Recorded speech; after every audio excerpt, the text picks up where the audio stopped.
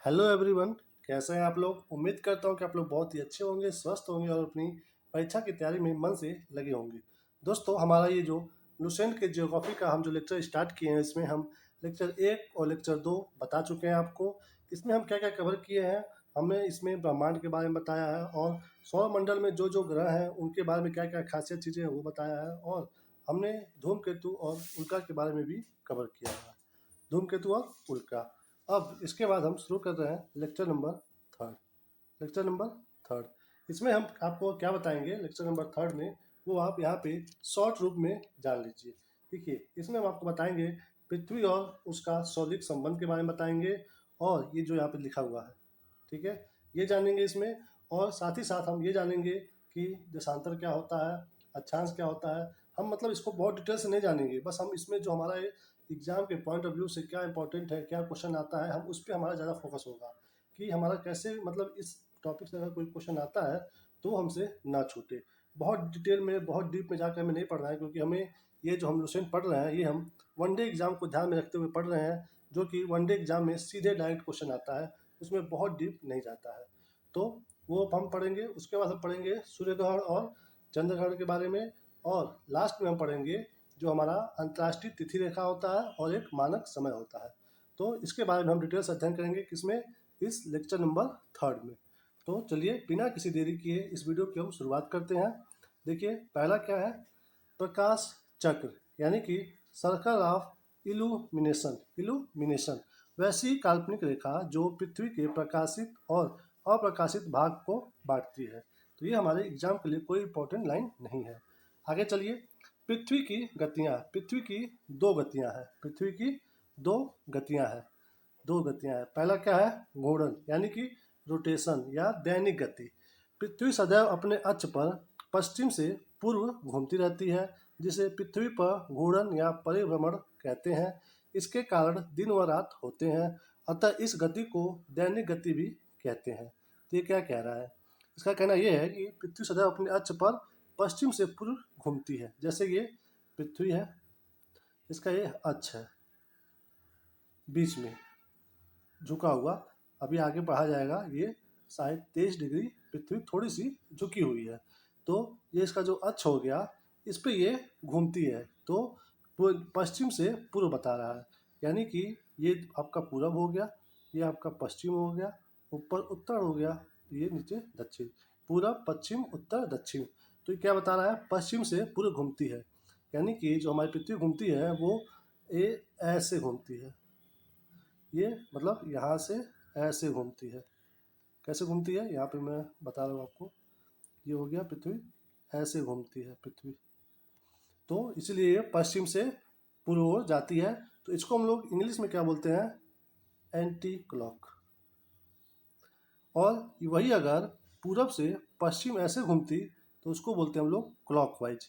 But ये घूमती है कैसे, आपके एग्जाम में यहाँ से प्रश्न आता है कि पृथ्वी की जो घूमने की जो दिशा है वो कौन सी है, तो वो है पश्चिम से पूर्व की ओर। कौन सा, पश्चिम से पूर्व की ओर। ध्यान दीजिएगा, ये बहुत इंपॉर्टेंट है। पश्चिम से पूर्व की ओर पृथ्वी घूमती है, जिसे पृथ्वी का घूर्णन या परिभ्रमण कहते हैं। तो जो ये घूमती है उसको क्या नाम दिया गया है, घूर्णन या परिभ्रमण। इसके कारण दिन व रात होते हैं। तो ये जो पृथ्वी है ये अपने अक्ष पे ऐसे घूमती है, तो उसकी वजह से क्या होता है, दिन होता है और रात होती है। दिन और रात कैसे होता है, मान लीजिए यहाँ पे सूरज जी हैं, यहाँ से इनका लाइट ऐसे पृथ्वी पे आ रहा है। तो ये जब ऐसे घूम रही है, तो ऐसे घूमते समय जो हिस्सा, देखिए ये बीच मान लीजिए बीचों बीच, जो हिस्सा इस लाइन के इधर रहेगा, ये वाला, वहाँ पे दिन होगा, और जो हिस्सा इस लाइन के पीछे आ रहा है वहाँ पे रात होगी। तो इसी वजह से इस गति के कारण पृथ्वी पे दिन व रात होते हैं, अतः इस गति को दैनिक गति भी कहते हैं। तो समझ गए ना क्या बोलते हैं। यहाँ से आपको एग्जाम के लिए बस ये ध्यान देना है कि पृथ्वी का जो मतलब जो घूमने का जो दिशा है वो कौन सा है, पश्चिम से पूर्व है, और इसी के कारण दिन व रात होते हैं। तो आपके एग्जाम में आए कि दिशा क्या है, तो पश्चिम से पूर्व। और यदि ये पूछ दे कि पृथ्वी पे दिन व रात किसके कारण होते हैं, तो वो होते हैं घूर्णन के कारण या फिर परिभ्रमण के कारण। चलिए आगे चलते हैं। नोट में क्या लिखा है, पृथ्वी के अपने धुरी पर घूमने के कारण भूमध्य रेखा पर रेखा पर वस्तुओं का रैखिक वेग अन्य स्थानों की तुलना में अधिक होता है। इस कारण भूमध्य रेखा पर स्थित देश पृथ्वी के घूर्णन के उच्चतम रैखिक वेग का प्रतिनिधित्व करेगा। भूमध्य रेखा 3 महाद्वीपों दक्षिण अमेरिका, अफ्रीका एवं एशिया के कुल 13 देशों से होकर गुजरती है। तो यहाँ से यहाँ तक पढ़ने के बाद आपको बस समझना ये है कि जो मान लिया अगर ये ऐसे पृथ्वी झुकी हुई है, तो अगर ये घूम रही है, अगर ये अपने अक्ष पे ऐसे और ऐसे घूम रही है, तो देखिए जो देश इस कोने पे होंगे और इस कोने पे होंगे वो लंबा चक्कर लगाएंगे, पूरा लंबा चक्कर लगाएंगे। तो ये बता रहा है कि देखिए अपनी धुरी पर घूमने का कारण भूमध्य रेखा पर वस्तुओं के रैखिक वेग अन्य स्थानों की तुलना में अधिक होता है। इस कारण भूमध्य रेखा पर, यानी कि ये जो इस रेखा पे जो देश हैं वो अपनी स्थित देश पृथ्वी के घूर्णन के उच्चतम रैखिक वेग का प्रतिनिधित्व करेंगे। अब इसके लिए आप बस ये समझिए ना कि बॉल ले लीजिए आप, गोल सा बॉल, और उस बॉल को अगर आप देखेंगे तो उसके चारों तरफ जो बीचों बीच में जो चारों तरफ जो घूमेगा वो मैक्सिमम एरिया कवर करेगा अगर वो बॉल घूमेगा तो ये बात कर रहा है। तो ये भी हमारे एग्जाम के लिए इंपॉर्टेंट नहीं है, झूठ में इसको ज़्यादा डीप जाकर समझने की कोई जरूरत नहीं है। आपको बस ये ध्यान देना है कि अगर आपके एग्जाम में आ जाए कि भूमध्य रेखा 3 महाद्वीपों से कौन कौन से, दक्षिण अमेरिका, अफ्रीका, एशिया से कुल 13 देशों से होकर गुजरती है। आपके एग्जाम के लिए बस ये इंपॉर्टेंट है। अब यहाँ से क्वेश्चन कैसे आ सकता है, आपको दे देगा कि कितने महाद्वीपों से होकर के भूमध्य रेखा गुजरती है, तो ध्यान रहे अगर ऑप्शन दे दे 1 2 3 4 तो 3 महाद्वीपों से, दक्षिण अमेरिका, अफ्रीका और एशिया। तो ये लाइन इंपॉर्टेंट हो गया। और यदि देश पूछ दे कि भूमध्य रेखा कितने देशों से होकर गुजर रही है, 10 11 12 13, तो ध्यान रहे 13 देशों से। भूमध्य रेखा कौन सी होती है, अगर ये पृथ्वी है तो पृथ्वी पर जो एकदम बीचों बीच में जो रेखा, देखिए ये रेखा मतलब जो रेखा की बात कर रहे हैं क्या होता है, ये सब काल्पनिक रेखा है। जैसे कि पृथ्वी को 2 बराबर भागों में बांटने के लिए हमने एक काल्पनिक रेखा मान लिया है। ये ऐसी कोई रेखा नहीं है कि कोई इंसान जा करके पृथ्वी पे बैठ करके बाहर से उसको रेखा बनाया है, ऐसा कुछ नहीं है। बस हमने पृथ्वी को 2 बराबर भागों में बांटने के लिए ये मान रखा है। तो उसे जो बीचों बीच में हम लोग माने हैं रेखा को, उसको हम लोग नाम दिए हैं भूमध्य, यानी कि भूमि के मध्य का रेखा भूमध्य रेखा, जिसको हम लोग 0 डिग्री मानते हैं। ठीक है, तो ये जो भूमध्य रेखा है यही जाती है 3 महाद्वीपों से। देखिए यहाँ पे दक्षिण अमेरिका है, यहाँ पे अफ्रीका है और यहाँ पे कुछ देश जो है एशिया के हैं। तो इसी वजह से ये 3 महाद्वीपों से होकर के जा रहा है। तो ध्यान ध्यान रहे, और इसमें 13 देशों से होकर जाता है। चलिए आगे चलिए, अगला देखिए। एक तो हो गई पृथ्वी की, देखिए यहाँ पे लिखा है ना पृथ्वी की 2 गतियाँ हैं, तो एक हो गई घूर्णन जो अपने अक्ष पे ही ऐसे ऐसे घूम रही है, और दूसरी गति ये देखिए परिक्रमण, यानी कि रिवॉल्यूशन या वार्षिक गति। पृथ्वी अपने अक्ष पर घूमने के साथ साथ सूर्य के चारों ओर एक दीर्घवृत्त मार्ग पर परिक्रमा करती है, जिसे परिक्रमण या वार्षिक गति कहते हैं। पृथ्वी को सूर्य की एक परिक्रमा पूरा करने में 365 दिन और 6 घंटे का समय लगता है। तो एक आपने ऊपर देख लिया, यहाँ पे क्या बता रहा है कि अपने अक्ष पर घूमने के साथ साथ, मतलब अक्ष पे तो अपने घूमती ही है वो, उसके साथ ही साथ वो सूर्य के चारों ओर एक दीर्घवृत्त मार्ग पर भी परिक्रमा करती है, यानी कि घूमती है।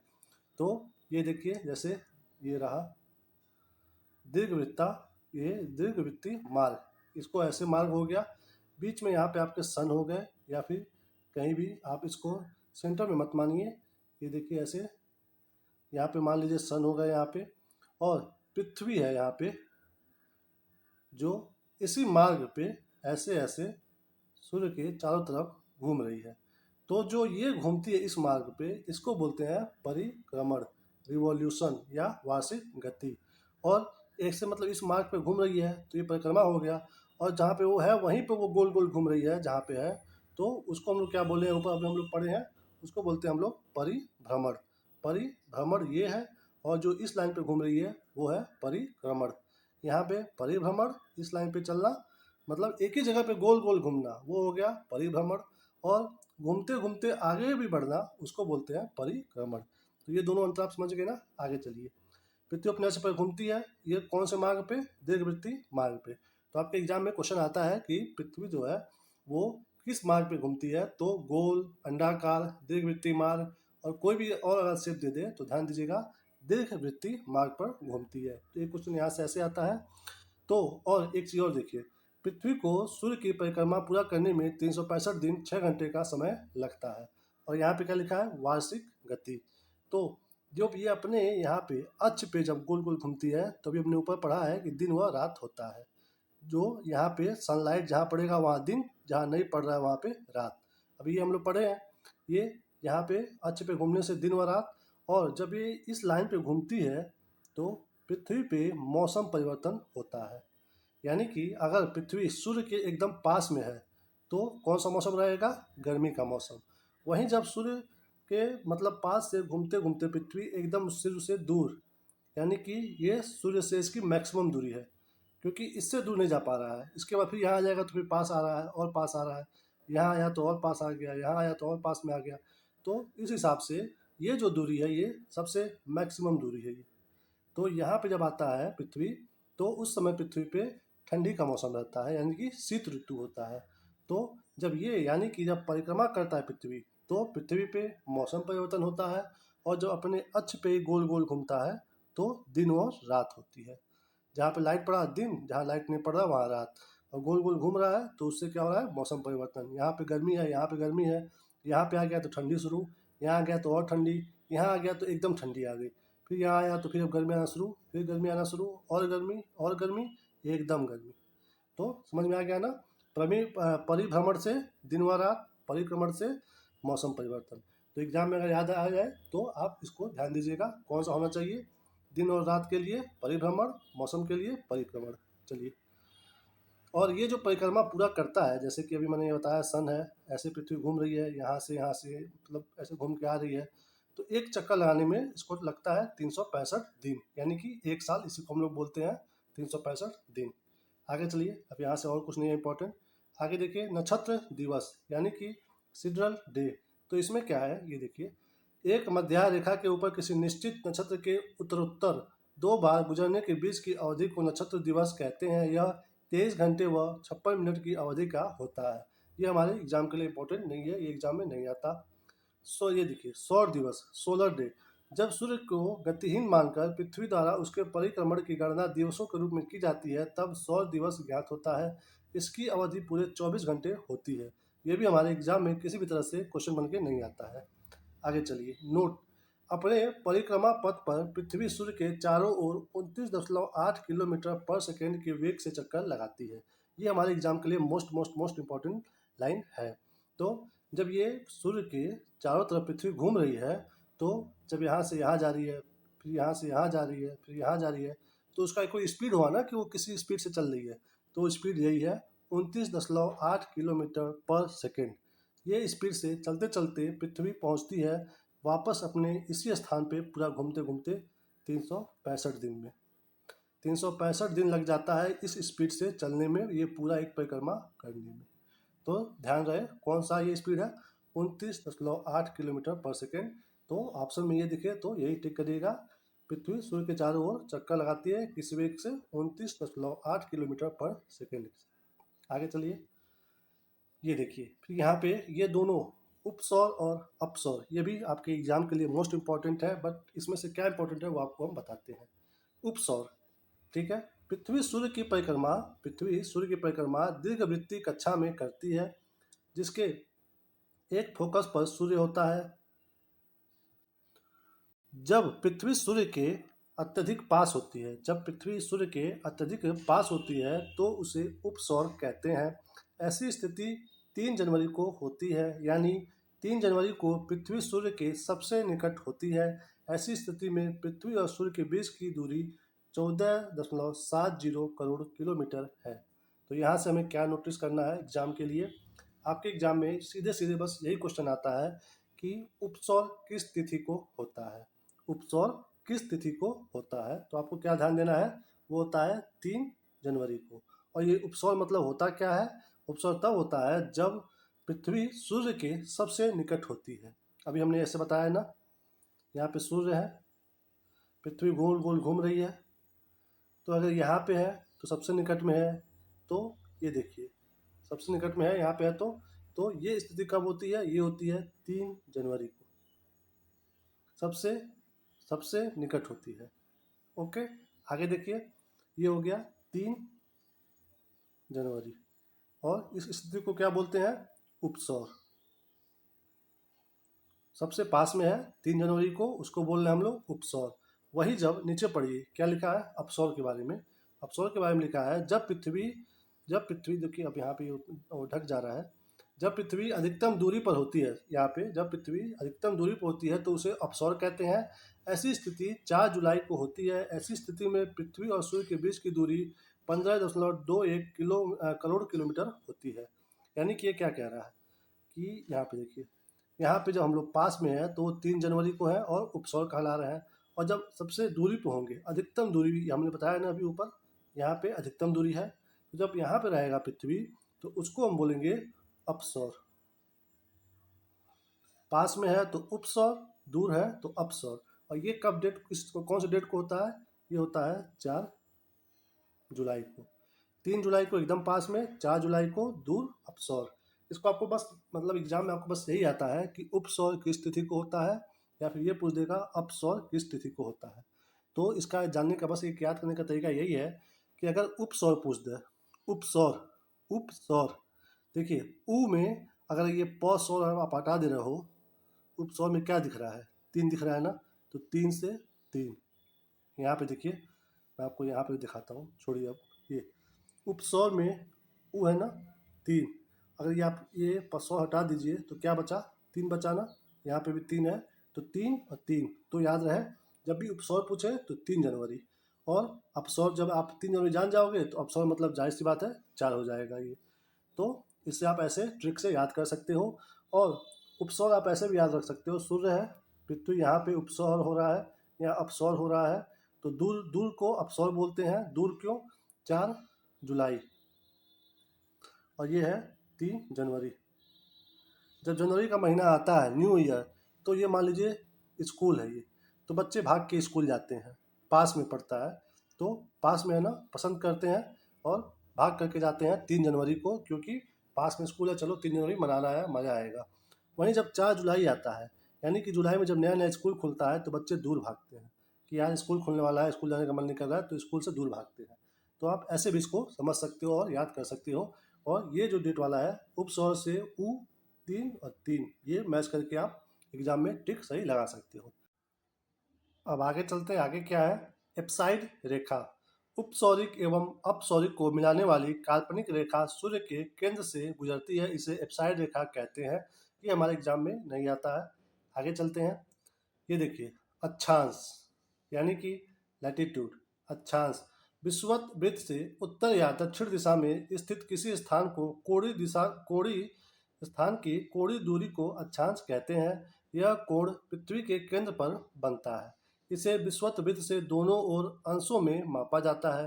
विषुवत वृत्त 0 अक्षांश के अक्षांश को प्रदर्शित करता है, जो सबसे लंबा दीर्घवृत्त अक्षांश और पृथ्वी की परिधि पर केंद्रित है। और विषुवत वृत्त की उत्तरी एवं दक्षिणी दिशा में 1 डिग्री के अंतराल से खींचे जाने पर 90-90 अक्षांश वृत्त होते हैं, यानी किसी भी स्थान का अक्षांश 90 डिग्री से अधिक नहीं हो सकता। विषुवत वृत्त के उत्तरी भाग को उत्तरी गोलार्ध तथा दक्षिणी भाग को दक्षिणी गोलार्ध कहते हैं। दोस्तों, इतना सारा लंबा पढ़ने के बाद आपको बस एग्जाम निकालना है, तो अगर आपको पूरे डिटेल से पढ़ना है तो आप किसी और चैनल पर जाइए। हमारे वहाँ बस आपको ये बताया जाएगा कि आपको एग्जाम में कैसे इस टॉपिक से आए हुए क्वेश्चन को सॉल्व करना है। ठीक है, आपको मैं बताता हूँ कि यहाँ पे मैं एकदम बेसिक से आपको हल्का सा बस बता देता हूँ कि ये है पृथ्वी। पृथ्वी पे हमने काल्पनिक रेखा मान रखा है समय और दूरी को जानने के लिए। सिर्फ और सिर्फ समय और दूरी को जानने के लिए हमने पृथ्वी पे काल्पनिक रेखा मान रखा है। 2 तरह की रेखा माना गया है, उसमें से एक रेखा है अक्षांश रेखा। उसे हमने अभी ऊपर बताया आपको कि बीचों बीच से एक रेखा हम लोग माने हैं। ये रेखाएं सब है नहीं हमारे पृथ्वी पे, कोई भी रेखा बनाया नहीं है, बस हम लोग इसको काल्पनिक रूप में मानते हैं समय और दूरी को जानने के लिए। तो ये जो रेखा है भूमध्य रेखा है, जो कि 0 डिग्री है, और इसी की तरह ऊपर यानी कि पृथ्वी के उत्तर दिशा में और पृथ्वी के दक्षिण दिशा में भी समान समान दूरी पे हमने रेखाएं खींची हैं। तो इन रेखाओं को हम लोग क्या बोलते हैं? अक्षांश रेखा बोलते हैं, अक्षांश रेखा बोलते हैं। और ये देखिए अक्षांश रेखा हो गया। इन रेखाओं का काम बस इतना है कि ये हमें पृथ्वी को 2 भागों में बांट के बताता है कि ये हो गया बीचों बीच का, इसके ऊपर का जो एरिया है वो उत्तर है, इसके नीचे का जो है वो दक्षिण है। हमें बस इतना ही जानना है। एक डिग्री में कितना अंश होता है, कितना मिनट होता है, कैसे क्या है, ये हमें एग्जाम में आते ही नहीं है, तो हमें इसके बारे में डीप से जानना भी नहीं है। अगर आपको डीप से जानना हो तो ये लुसेंट के अलावा नहीं, फिर से मैं दूसरा कोई वीडियो दूसरा ज्योग्राफी के लिए प्रॉपर क्लास लेकर के आऊँगा, उसमें मैं सब कुछ डिटेल से बताऊँगा। हमें यहाँ पे सिर्फ और सिर्फ लुसेंट के बारे में पढ़ना है और लुसेंट से क्या आ सकता है, बस वो जानना है। तो इसलिए मैं बस आपको बता दिया कि अक्षांश रेखा होता क्या है। अब ये कितने डिग्री पे होता है, कितना मिनट होता है, ये एग्जाम में पूछता ही नहीं है, तो हमें इसके बारे में डीपली जानने की कोई कोशिश भी नहीं करनी चाहिए, अगर आप स्मार्ट स्टडी करना चाहते हो तो। ओके, चलिए आगे देखिए। यहाँ पे देखिए कुछ भी नहीं है, बस ये बता रहा है कि विषुववृत्त उत्तरी भाग को उत्तरी गोलार्ध, दक्षिणी भाग को दक्षिणी गोलार्ध कहते हैं। बस ये सब एग्जाम में आता ही नहीं है कुछ, तो इसको आप आराम से इग्नोर कर सकते हो, बस थोड़ा बहुत हल्का फुल्का पढ़ करके, बाकी जानने के कोई भी कोशिश नहीं करना है। ये देखिए, अक्षांश समांतर। अक्षांश समांतर काल्पनिक रेखाओं का एक ऐसा समूह जो पृथ्वी के चारों ओर पूर्व से पश्चिम दिशा में विषुवत रेखा के समानांतर खींचा जाता है, अक्षांश रेखा कहलाता है। अथवा भूमध्य रेखा से एक समान कोणीय दूरी वाले स्थानों को मिलाने वाली रेखा को अक्षांश रेखा कहते हैं। भूमध्य रेखा 0 डिग्री की अक्षांश रेखा है, अतः इस पर स्थित सभी स्थानों का ये देखिए सभी स्थानों का अक्षांश 0 डिग्री होगा। भूमध्य रेखा के उत्तर में स्थित अक्षांश रेखाओं को उत्तरी अक्षांश रेखाएं, दक्षिण में स्थित रेखाओं को दक्षिण अक्षांश रेखाएं कहते हैं। दो अक्षांश रेखाओं की मध्य की दूरी 111 किलोमीटर होती है। देखिए दोस्तों, मैंने आपको ये बेस्ट बेसिक सा चीज़ बताया ना। यहाँ पे पृथ्वी है, बीचों बीच से जा रहा है, वही कह रहा है कि जो अक्षांश है, जो बीच वाला ये है 0 डिग्री का, इसके ऊपर जो है ऐसे रेखाएं हैं उत्तर की तरफ, नीचे रेखाएं हैं दक्षिण की तरफ। तो इन्हें हम कैसे कैसे माने हैं वो भी आप यहाँ पे देख लीजिए। इसको हमने जो डिग्री है, ये बीच वाली 0 डिग्री, इसके ऊपर की जो जस्ट रेखा है उसको हम लोग माने हैं 23.5 डिग्री, और जो इसके ऊपर को जो रेखा हम लोग माने हैं वो माने हैं 66.5 डिग्री। बस ये माना गया है बस। उसके बाद यहाँ पे ध्रुव आ जा रहा है, उत्तरी ध्रुव, यहाँ पे आ जा रहा है दक्षिणी ध्रुव। तो ये देखिए, इसको हम लोग कैसे पढ़ेंगे, 23.5 डिग्री मतलब उत्तरी अक्षांश, 66.5 डिग्री उत्तरी अक्षांश, और सेम टू सेम यही है, 23.5 है यहाँ भी, 66.5 है यहाँ भी। तो इसको हम लोग बोलते हैं 23.5 दक्षिणी, यानी कि इसमें इसमें क्या अंतर है, ये उत्तरी है 23.5 और ये दक्षिणी है 23.5, बस यही अंतर है, ये उत्तरी है ये दक्षिणी है। और वैसे ही ये उत्तर में है 66.5, वैसे ही है दक्षिण में है 66.5। बस यही जानना है हमें अभी यहाँ पे, अभी और कुछ नहीं जानना है अभी यहाँ पे। और यहाँ पे आपके लिए इंपॉर्टेंट क्वेश्चन ये आ सकता है, देखिए नीचे लिखा हुआ है, दो अक्षांश रेखाओं के मध्य की दूरी 111 किलोमीटर होती है, 111 किलोमीटर। तो यहाँ पे यही बता रहा है कि ये जितनी रेखाएं हैं, ये रेखा, ये दो रेखा, ये दो रेखा, ये दो रेखा, इनके बीच में समान दूरियां हैं। कितनी दूरियां हैं, मध्य की दूरी 111 किलोमीटर है। तो बस ये आपको अपने एग्जाम के लिए याद रखना है कि दो अक्षांश, किन्हीं भी दो अक्षांशों के बीच की दूरी कितनी है, 111 किलोमीटर। मैं यहाँ पे बनाया हूँ तो कोई मोटा कोई पतला दूरी हो गया है, बट हमने जो पृथ्वी पे जो माना है रेखा वो एकदम एक बराबर माना है। और दो आप कहीं भी नाप लोगे पृथ्वी पे, यहाँ नाप लीजिए, यहाँ नाप लेंगे, यहाँ नाप लेंगे, कहीं भी, तो हर जगह आपको 111 किलोमीटर की दूरी मिलेगी। तो बस आपको यही ध्यान देना है कि दो अक्षांश रेखाओं के मध्य की दूरी कितनी है, 111 किलोमीटर, बस। और आपको कुछ भी जानने की जरूरत इसमें से अभी नहीं है। आगे देखिए, आगे क्या है नोट में, यदि अक्षांश समांतरों को 1 डिग्री के अंतराल पर खींचते हैं तो उत्तरी एवं दक्षिणी दोनों गोलार्धों में 89 अक्षांश समांतर होंगे। इस प्रकार विषुवत वृत्त को लेकर के अक्षांश समांतरों की कुल संख्या 179 होगी। यानी कि अभी मैंने बताया, ऐसे पृथ्वी है, बीच में है भूमध्य रेखा 0 डिग्री, उसके बाद ऊपर हमने खींचा है, फिर इधर भी खींचा है। तो ये ऐसे हमने अक्षांश रेखाएं खींची हैं। तो ये टोटल है कितनी, अगर इसको हम अगर गिने अगर, तो कितनी रेखाएं हैं टोटल। हमने तो बस आपको ये मोटी मोटा बता दिया 23.5 और 66.5, बट अगर आप यहाँ से लेकर के पूरे यहाँ तक जाओगे और प्लस यहाँ से यहाँ तक आओगे, तो दोनों मिला करके, मतलब अगर यहाँ से 20 से ऊपर जाओगे तो टोटल कितनी रेखाएं हैं, 89। फिर नीचे आओगे तो भी है 89, और दोनों मिला करके अगर आप जोड़ोगे तो कितनी है, 179। तो आपके एग्जाम में यही आ सकता है कि मतलब विषुवत वृत्त को लेकर के अक्षांश समांतर को कुल संख्या कितनी है। अक्षांश समांतरों की कुल संख्या 179 है, याद रखिएगा 179। अगर आपको ये दे दे, मतलब सिर्फ पूछ दे अक्षांश समांतरों की कुल संख्या, सिर्फ और सिर्फ यही पूछ दे बस, तो ध्यान देना है 178 होगा। 178, क्योंकि 89 उत्तर का और 89 हम दक्षिण का में जोड़ना है। भूमध्य वाला बीच वाला छोड़ देना है। वहीं अगर ये पूछे कि विषुवत कुल ले करके, तब हमें 179 बताना है। याद रहे 89 इधर का, 89 इधर का और एक बीच का मिला करके हो रहा है 179। और विषुवत को लेकर के न पूछे, सिर्फ इसके बारे में पूछे अक्षांश समांतरों की कुल संख्या कितनी है, तो 178। ध्यान रखिएगा, ये बेसिक सा अंतर है। आगे चलिए, हम बस दोस्तों वही पढ़ रहे हैं जो हमारे एग्जाम में आने वाला है, जो हमारे एग्जाम के लिए इंपॉर्टेंट है। झूठ में हम डिस्कस करके वीडियो लंबा करके वो टाइम बढ़ा के कोई मतलब नहीं है। ओके, आगे देखिए। भूमध्य रेखा के उत्तर में 23.5 डिग्री अक्षांश को कर्क रेखा और दक्षिण में 23.5 डिग्री अक्षांश को मकर रेखा कहते हैं। अभी हमने बताया ना, बीच में रेखा है 0 डिग्री, इधर भी हमने माना है 23.5 और उससे वैसे ही नीचे माना है 23.5। तो ये तो हो गया इनका डिग्री कि 23.5 डिग्री, इधर 23.5 डिग्री उत्तर में, ये दक्षिण में, यानी कि ये नॉर्थ में, ये साउथ में। बट इसको हम लोग नाम भी दिए हैं। तो ये जो नॉर्थ में है, उत्तर में, इसको हम लोग नाम दिए हैं कर्क रेखा। और वही जो 23.5 डिग्री जो साउथ में है, उसको हम लोग नाम दिए हैं मकर रेखा। तो याद रहे, जो विषुवत रेखा है, भूमध्य रेखा है, उसके ऊपर की जो साइड है वो है कर्क रेखा और जो उसके नीचे साइड है वो है मकर रेखा। तो ध्यान रहे, नॉर्थ में उत्तर की ओर है कर्क रेखा, दक्षिण की ओर है मकर रेखा। ये क्लियर हो गया।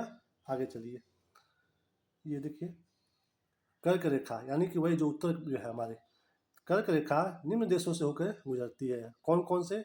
इतने देश हमें याद नहीं करने हैं और इतने देश आते भी नहीं हैं। आपको शॉर्ट में ये पूछ सकता है कि कितने देशों से, नाम नहीं पूछेगा, क्योंकि सोचिए आप इतना देश वो कैसे पूछेगा, ऑप्शन कैसे बनाएगा। तो इसलिए यहाँ से आपको स्मार्ट तरीके से सोचना है कि क्वेश्चन एग्जाम मतलब कैसे आएगा।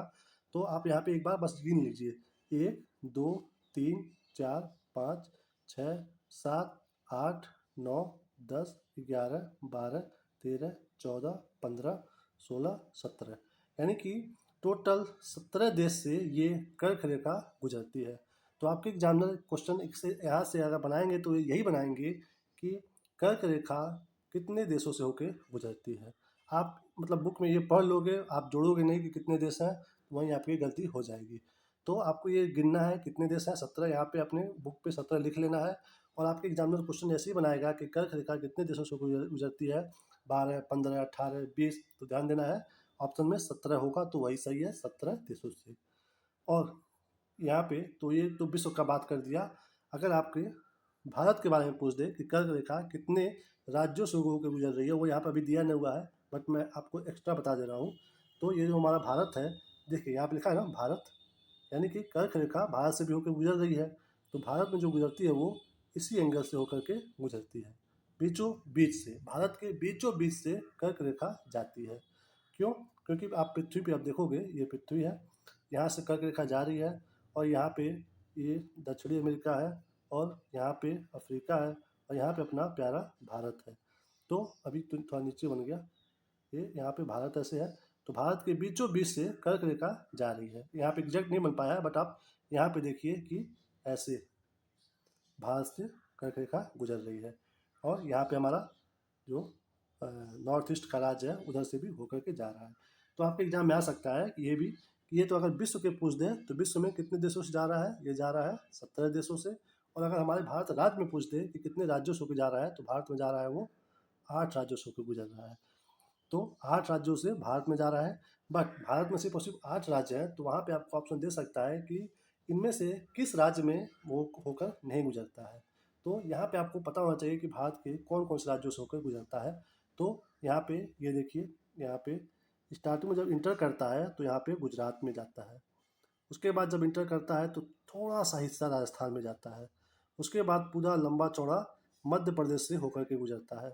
उसके बाद यहाँ पे छत्तीसगढ़ में इंटर करता है। उसके बाद यहाँ झारखंड में इंटर करता है। फाइनली जाता है वेस्ट बंगाल में। तो यहाँ से 1, 1, 2, 3, 4, 5, 6 हो गया यहाँ पे। उसके बाद जाता है नॉर्थ ईस्ट में।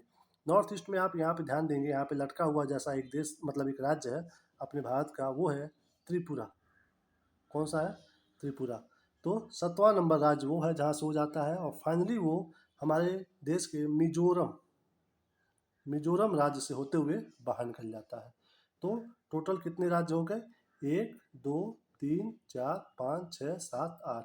इन्हीं 8 राज्यों से होकर के कर्क रेखा गुजरती है। तो आप ध्यान दीजिएगा, इसको आप याद करिए क्योंकि यहाँ से क्वेश्चन आते हैं। इन 8 राज्यों के नाम अगर आपको याद करना हो ट्रिक से, तो इसका एक ट्रिक भी है। जो ये राज्य हैं इनके लिए ट्रिक आप सिंपल सा याद कर सकते हो।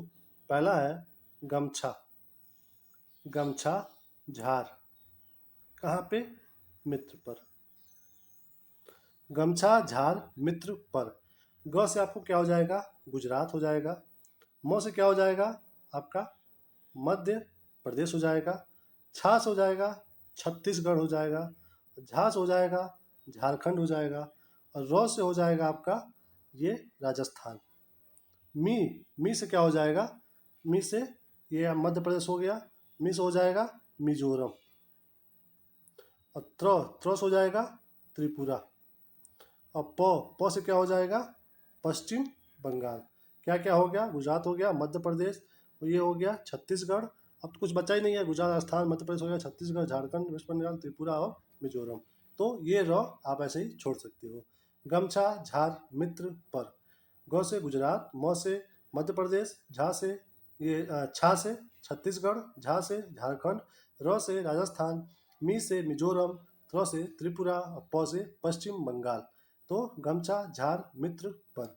ये ट्रिक हो जाएगा किसका? कर्क रेखा जो भारत के राज्यों से गुजरती है उसका। गमछा झार मित्र पर। लास्ट में र साइलेंट मार दीजिए, बाकी आप मैच कर लीजिए आराम से। आगे चलते हैं। ये हो गया कर्क रेखा पे। आगे क्या है? मकर रेखा।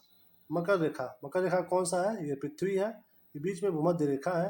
तो हमने बताया है कि जो साउथ में जो है 23.5 डिग्री जो रेखा है साउथ में, इसको हमने नाम दिया है मकर रेखा। तो ये अब उसकी बात हो रही है। मकर रेखा ये गुजरती है चिली से, अर्जेंटीना से, पराग्वे, ब्राजील, नामीबिया, बोत्सवाना, दक्षिण अफ्रीका, मोजाम्बिक, मेडागास्कर, ऑस्ट्रेलिया। तो वहाँ भी हमें ऐसे ही क्वेश्चन आने वाले हैं मकर रेखा से भी। तो इसको भी हम गिन लेते हैं। 1, 2, 3, 4, 5, 6, 7, 8, 9, 10।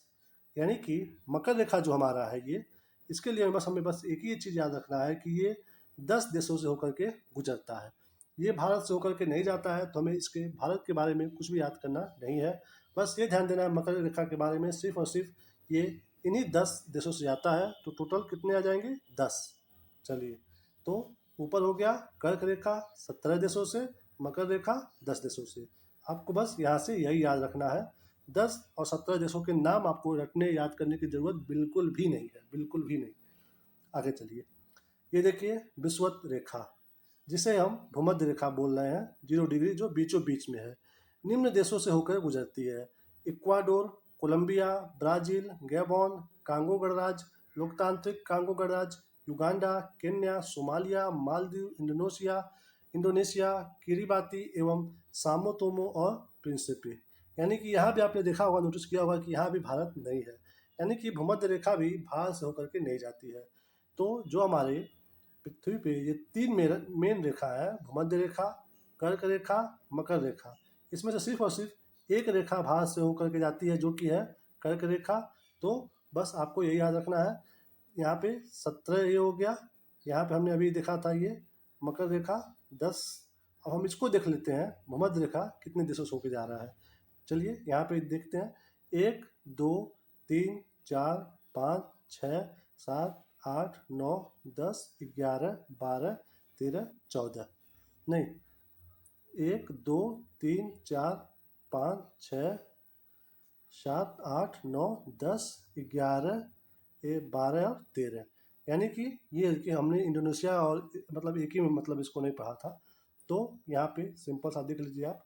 कर्क रेखा, कर्क रेखा 17 देशों से, उसके बीच में जो बीचों बीच में है वो मध्य रेखा, ये जा रही है कितने? टोटल 13 देशों से। और जो सबसे नीचे दक्षिण में है मकर रेखा, वो जा रही है 10 देशों से। बस आपको इतना ही याद रखना है। और कर्क रेखा के बारे में भारत से रिलेटेड आपको याद रखना है कि 10 राज्यों से होकर जा रही है। कौन कौन सा? गुजरात, राजस्थान, मध्य प्रदेश, छत्तीसगढ़, झारखंड, उसके बाद यहाँ देख लीजिए झारखंड, वेस्ट बंगाल, त्रिपुरा और लास्ट में मिजोरम। तो बस यही याद रखना है आपको, इतने एरिया में जो आपने अभी पढ़ा ना, यहाँ से ये, यहाँ से देखिए, यहाँ से यहाँ तक पढ़ने के बाद आपको जो मैं बताया हूँ, बस यहीं से क्वेश्चन ऐसे ही आने वाले हैं। बस ये फिर से बता दे रहा हूँ एक बार फिर से। 17 मकर रेखा, 13 ये आ गया विषुवत रेखा, 10 नहीं उल्टा हो जा रहा है, ये हो गया 17, ये हो गया 13, ये हो गया 10। 17 देशों से, 13 देशों से, 10 देशों से। बस आपको बस यही याद रखना है। आगे चलिए, देशांतर, देशांतर यहाँ पे लॉन्गिट्यूड, ग्रीनविच रेखा, देशांतर अब ये बताते हैं क्या है। पहले पढ़ते हैं, ग्रीनविच रेखा से किसी स्थान की कोणात्मक दूरी को उस स्थान का देशांतर कहते हैं, अथवा उत्तरी तथा दक्षिणी ध्रुव को मिलाने वाली काल्पनिक रेखा।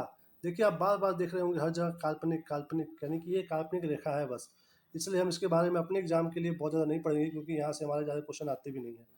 को देशांतर रेखा कहते हैं। देशांतर रेखाओं की लंबाई बराबर होती है, ये रेखाएं समानांतर नहीं होती हैं। ये रेखाएं उत्तरी तथा दक्षिणी ध्रुव पर एक बिंदु पर मिल जाती है।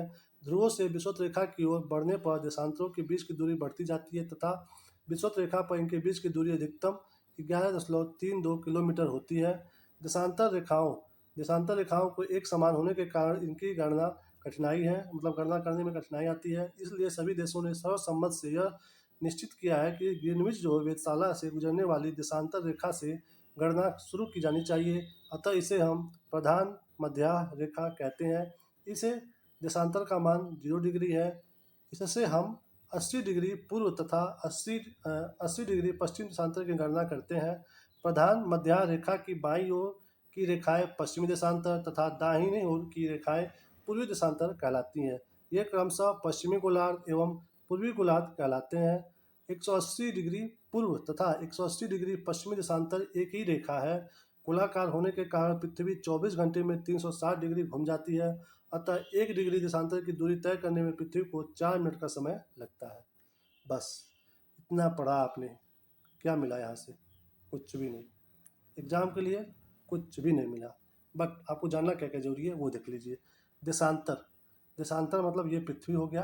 अभी आपने पृथ्वी पे इस रेखा के बारे में पढ़ा है, ये रेखा भी आपने पढ़ा है जिसको हम लोग बोल रहे थे अक्षांश रेखा। अब हम पढ़ेंगे इसी पृथ्वी पे इस रेखा के बारे में। ऐसी ऐसी रेखा हमारे पृथ्वी पे खींची गई है, तो इनको हम लोग बोलते हैं कौन सी रेखा? देशांतर रेखा। यानी कि ये देश तय करती हैं कि यहाँ से जो यहाँ तक का, इसमें जो एक देश पड़ेगा, ये यहाँ पे देश पड़ेगा, फिर अगर यहाँ कोई देश पड़ेगा, इस बीच में कोई देश आ रहा है, तो ये देशों का निर्धारण करती है, इसलिए इसका नाम पड़ा है देशांतर रेखा। तो इसके बारे में हमें जानना क्या है अपने एग्जाम के पॉइंट ऑफ व्यू से, उस पर देखते हैं हम। दोस्तों आपको मैं क्लियर करने के लिए, इसमें तो फोटो नहीं दिया हुआ है मैंने, इसमें आपके लिए देखिए, ये है पृथ्वी। इस पर अभी हमने इस वाली रेखा के बारे में पढ़ा था। अब हम इस वाली रेखाओं के बारे में पढ़ रहे हैं, इस वाली रेखाओं के बारे में। ठीक है, ये देखिए, ये सारी रेखाएं जो है, ये देखिए नीचे आ करके सब एक जगह पे मिली हुई हैं। ये दक्षिणी ध्रुव पे मिली हुई है यहाँ पे, और यहाँ पे उत्तरी ध्रुव पे मिली हुई है। अब बस ऐसा मतलब ऐसा लाइन हमने दो तरह का लाइन, एक इस तरह का लाइन और एक इस तरह का लाइन क्यों खींचा है?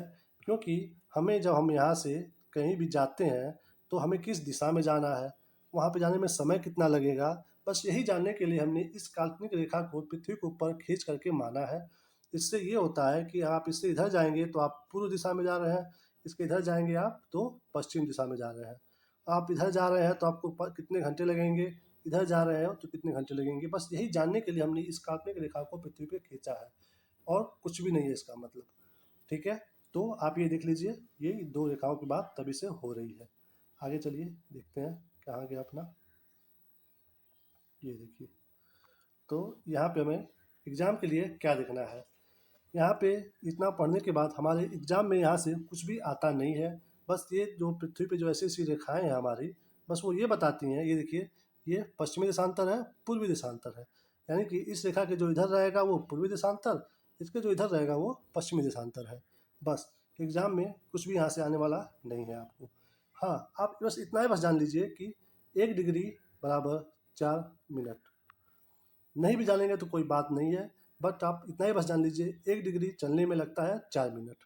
1 डिग्री चलने में लगता है 4 मिनट। बस आप इतना जानते रहोगे तो ठीक है, नहीं जानोगे तो भी कोई बात नहीं है, कोई फ़र्क नहीं है, आप लोड मत लीजिएगा इस बात का। बस आप जानते रहिएगा 1 डिग्री 4 मिनट लगता है जाने में, नहीं जान रहे हो तो कोई बात नहीं। चलिए आगे बढ़ते हैं। ये देखिए, देशांतर के आधार पर ही किसी स्थान का समय ज्ञात किया जाता है। 2 देशांतर रेखाओं के बीच की दूरी गोरे नाम से जानी जाती है। ये भी इम्पोर्टेंट नहीं है। आगे देखिए, शून्य अक्षांश, शून्य अंश अक्षांश एवं शून्य अंश देशांतर अटलांटिक महासागर में काटती है। देखिए दोस्तों, हमारे पृथ्वी पे जो अभी मैंने जो रेखा दिखाया, उसमें ये मतलब यहाँ से आपको एग्जाम में क्वेश्चन बनता है, तो इसलिए मैं आपको ये चीज़ लाइन आपको बता रहा हूँ। यहाँ से लाइन मतलब ज़्यादा ये जैसे क्या है ना कि आपके एग्जाम में ऐसे ही आता है प्रश्न। ये देखिए, शून्य अक्षांश शून्य अंश अक्षांश एवं शून्य अंश देशांतर किस जगह पे काटती है, ये आपके एग्जाम में क्वेश्चन आता है इस लाइन से। तो एक तो ये दे सकता है अटलांटिक महासागर, या फिर यहाँ पे एक खाड़ी है, उस खाड़ी का नाम दे देगा आपको, तो आपको वो बताना पड़ जाएगा कि किस खाड़ी से जाती है। तो मैं आपको बता दे रहा हूँ अभी आपको। चलिए मैं मैप पे, वो मैप मैंने इसमें इंक्लूड किया है कि नहीं देख लें पहले। नहीं, वो मैप इसमें इंक्लूड नहीं है दोस्तों। इसमें मतलब लूसेंट में मैप नहीं दिया है, तो मैं सोचा कि आपको मैप में अच्छे से बताऊँ। फिर सोचा कि ऐसा ना हो कि ज़्यादा मैप हो जाए, तो फिर मैंने इंक्लूड नहीं किया है। इसलिए मैं आपको ऐसे ही अपने यहाँ पे आपको रफली समझा दे रहा हूँ। ये दिया है ना, शून्य अंश अक्षांश और शून्य अंश देशांतर। तो इसका ये देखिए, ये आपकी पृथ्वी हो गई, ये अपना भारत हो गया, ये यहाँ पे अफ्रीका हो गया, और ये यहाँ पे दक्षिणी, नहीं रुकिए, थोड़ा सा तो अच्छा बनाना पड़ेगा। ये यहाँ पे आपका अफ्रीका हो गया, और फिर भी अच्छा नहीं बन रहा है दोस्तों, क्या बताऊँ। यहाँ पे ये उत्तरी अमेरिका हो गया, यहाँ पे ये यूरोप हो गया, यहाँ बीच में भूमध्य सागर हो गया। तो ये मतलब रफली मैंने मतलब जल्दी जल्दी बना दिया। इस पेन से इस पर मैं अच्छे से कुछ लिख भी नहीं पाता हूँ, तो मैंने बस ऐसे रफली बना दिया इस पर, ठीक है। तो अब ये यहाँ पे हो गया, और ये जो यहाँ से एक रेखा हमने सिर्फ और सिर्फ माना है, जो यहाँ यूरोप से होते हुए और अफ्रीका महाद्वीप से होते हुए आगे बढ़ा है, जिससे हम लोग क्या बोलते हैं, इसे बोलते हैं हम लोग ये शून्य अंश अक्षांश और शून्य अंश देशांतर। तो ये हो गया अक्षांश रेखा, और ये हो गया देशांतर रेखा। यानी कि ये जो अफ्रीका से होते हुए जो ये लाइन हमने माना है, इसे हम लोग नाम दिए हैं शून्य अंश देशांतर। और ये जो लाइन बीच में गई है शून्य अंश अक्षांश, इसे ही तो हम लोग बोल रहे हैं ना बार बार, ये भूमध्य रेखा। तो शून्य अंश अक्षांश को बोल रहे हैं हम लोग भूमध्य रेखा, और इसे हम लोग बोल रहे हैं शून्य अंश देशांतर। तो बस आपको एग्जाम में यही आता है कि ये दोनों रेखाएं कहाँ पे मिल रही हैं। तो ये दोनों रेखाएं जो दोस्तों, ये जो आपका अफ्रीका महाद्वीप है, जो अफ्रीका महाद्वीप, यहाँ पे आकर के ये दोनों रेखाएं ऐसे मिलती है यहाँ पे। तो आपके एग्जाम में यही पूछता है कि ये जो शून्य जो है अंश जो अक्षांश है, यानी कि भूमध्य रेखा, या तो आपके एग्जाम में ये दिया रहेगा कि शून्य अंश अक्षांश या फिर भूमध्य रेखा भी लिख सकता है यहाँ पे। और शून्य अंश देशांतर लिखा हुआ है, यहाँ पे आपको ये भी लिख सकता है कि ग्रीनविच रेखा। तो ध्यान रखिएगा, इसका एक और नाम है शून्य अंश अक्षांश का जो नाम है भूमध्य रेखा है, ये लिख सकता है आपके एग्जाम में। या फिर शून्य अंश देशांतर के बारे में आपको यहाँ पे ये लिख सकता है कि ग्रीनविच रेखा। इन दोनों में से या तो ये आ जाएगा आपके एग्जाम में लिखा हुआ, या तो सेम टू सेम, या फिर ये आ जाएगा। तो ध्यान दीजिएगा। इसके बारे में पूछेगा कि कहाँ पे मिला है, तो ये मिला है, ये जो सागर है ये पूरा, ये कौन सा सागर है, ये है अटलांटिक महासागर है, यहाँ पे लिखा हुआ है अटलांटिक महासागर। तो अगर आपके एग्जाम में आ जाए कि किस महासागर में मिलते हैं ये दोनों, तो ये मिलते हैं अटलांटिक महासागर में। अगर खाड़ी लिख करके आ गए कि 3-4 खाड़ियों के नाम दे दे, तो इसमें कौन सी खाड़ी है यहाँ पे है गिनी की खाड़ी है। कौन सी है, ये है गिनी की खाड़ी। तो एग्जाम में आपके लिए ये लाइन इंपॉर्टेंट हो जाता है। तो ध्यान देना है कि शून्य अंश अक्षांश यानी कि भूमध्य रेखा, और शून्य अंश देशांतर यानी कि हमारा ये कौन सा रेखा था, ग्रीनविच रेखा, ये मिलती है अटलांटिक महासागर में। अटलांटिक महासागर दे करके अगर ना पूछे, खाड़ी पूछ दे, तो कौन सी खाड़ी बताया मैंने अभी, गिनी की खाड़ी। बस ये लाइन आपके लिए इसलिए इम्पोर्टेंट है क्योंकि यहाँ से ये क्वेश्चन ऐसे आते हैं। आगे चलिए, मानचित्र एवं देखिए दोस्तों, मैंने इतना डिटेल से इसलिए कुछ कुछ बता रहा हूँ क्योंकि मतलब मुझे ऐसा फील होता है कि मैं जल्दी जल्दी बोल देता हूँ या फिर जल्दी पढ़ा देता हूँ, अब आप लोगों को समझ में ना आए तो फिर कोई मतलब भी नहीं है, इसलिए 2-3 बार बोल बोल के समझाना पड़ता है। मेरा कोशिश ये रहता है कि जो वो बच्चा जो देख रहा है, जो बिल्कुल नया नया क्लास देख रहा है, उसे भी वो क्लास समझ में आए, तो इसलिए मैं 3-4 बार बोलता हूँ। तो अगर आपको कष्ट लग रहा हो तो इस कष्ट के लिए खेद है। आगे चलिए। नोट में क्या लिखा है, मानचित्र एवं ग्लोब पर पाई जाने वाली प्रतिच्छेद रेखाओं को भौगोलिक रेखा जाल कहते हैं। मतलब वही रेखा जाल, अभी क्या देखें आप यहाँ पे, ये रेखा जाल ही तो है ये, तो बस वही बता रहा है कि इसको हम लोग क्या कहते हैं, इसको बोलते हैं हम लोग रेखा जाल। आगे चलिए, आगे क्या है, कहाँ गया, रेखा जाल कहते हैं।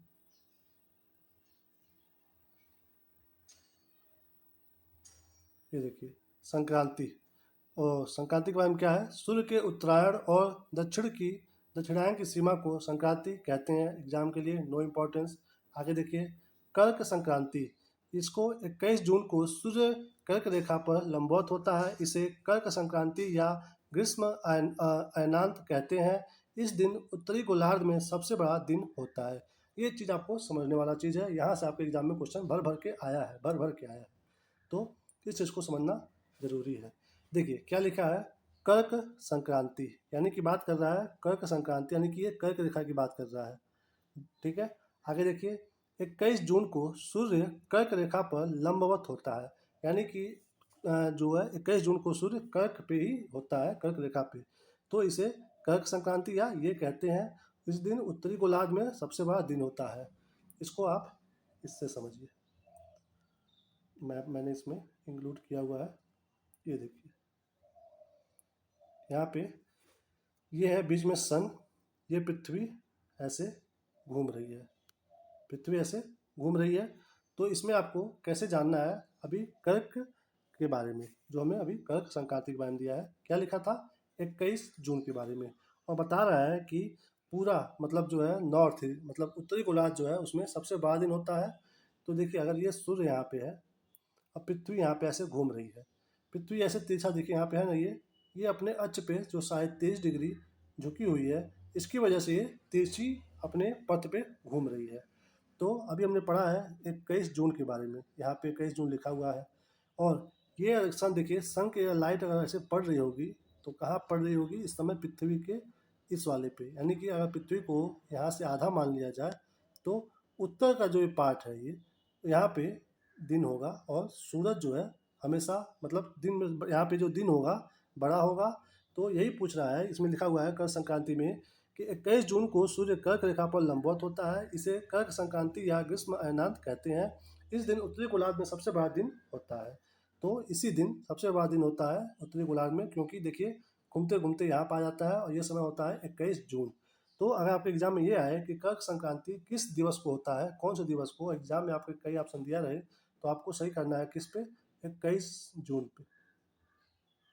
वजह ये आप देखिए, यहाँ पे ऐसे सनलाइट पड़ रहा है तो यहाँ पे ये लाइट रह रहा है, यहाँ पे अंधेरा रहेगा, यहाँ पे हल्का रहेगा लाइट। तो ये हो गया, आगे चलिए, ये हो गया कर्क संक्रांति। अब ऊपर देखते हैं मकर संक्रांति।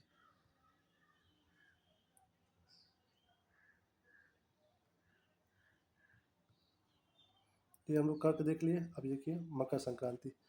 22 दिसंबर को सूर्य मकर रेखा पर लंबवत होता है, इसे मकर संक्रांति या शीत अयनांत कहते हैं। इस दिन दक्षिणी गोलार्ध में सबसे बड़ा दिन होता है। तो ये देखिए यहाँ पे ये बात हो रही थी, ये बीच मान लिए इसको, तो यहाँ की बात हो रही थी। अब ये पृथ्वी घूमते घूमते घूमते घूमते यहाँ पे आ गई, तो अब ये पृथ्वी ऐसे हो गई यहाँ पे, और ये हो गया बीच का पार्ट। तो सनलाइट कहाँ पे ज़्यादा पड़ रहा है, यहाँ पे, क्योंकि ये लगातार ऊपर बढ़ेगी ना, तो फिर ये ऐसे घूमते आगे जाएगी, ऐसे हो जाएगा, फिर ऐसे रहेगा, तो ज़्यादा हिस्सा यही लाइट वाला रहेगा, यानी कि पूरे पृथ्वी का दक्षिणी वाला हिस्सा जो है लाइट से ज़्यादा प्रकाशित रहेगा।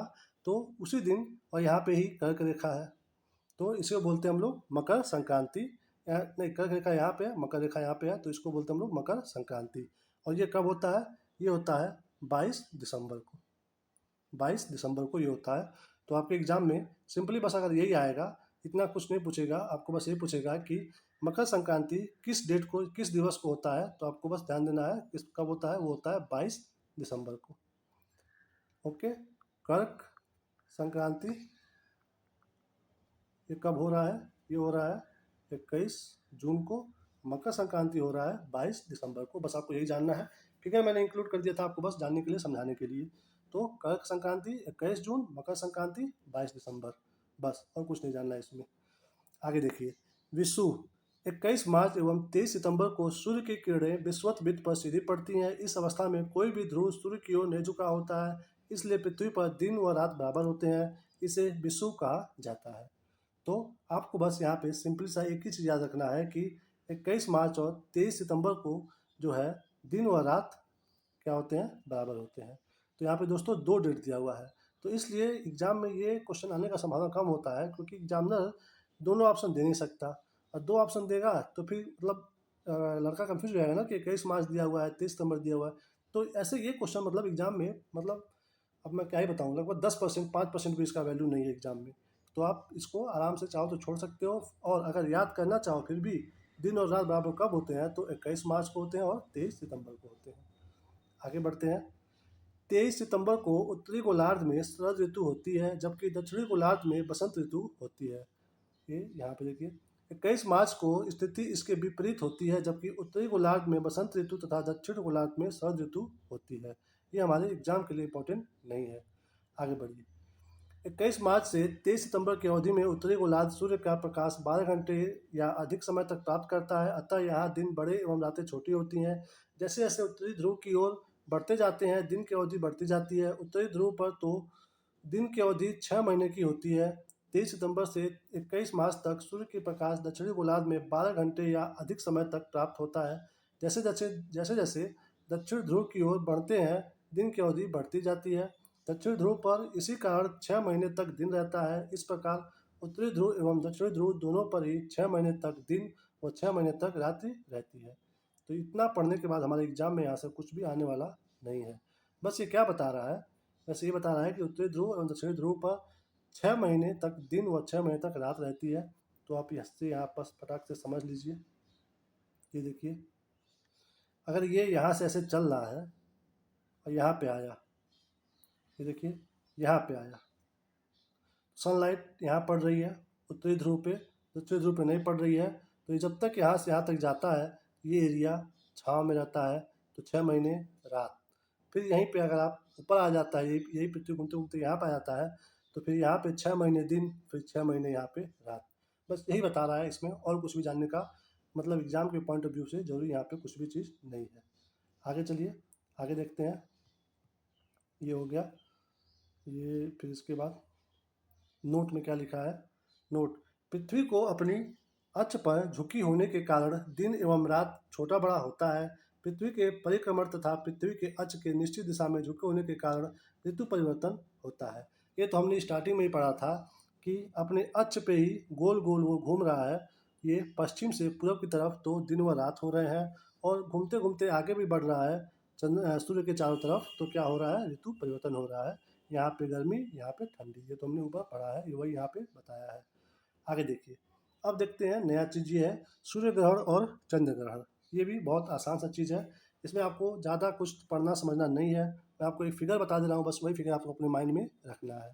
फिगर वो ऐसा है कि देखिए क्या लिखा है, सूर्य ग्रहण, जब कभी दिन के समय सूर्य एवं पृथ्वी के बीच में चंद्रमा के आ जाने से सूर्य की चमकती सतह पर चंद्रमा के कारण दिखाई नहीं पड़ने लगती है, तो इस स्थिति को सूर्य ग्रहण कहते हैं।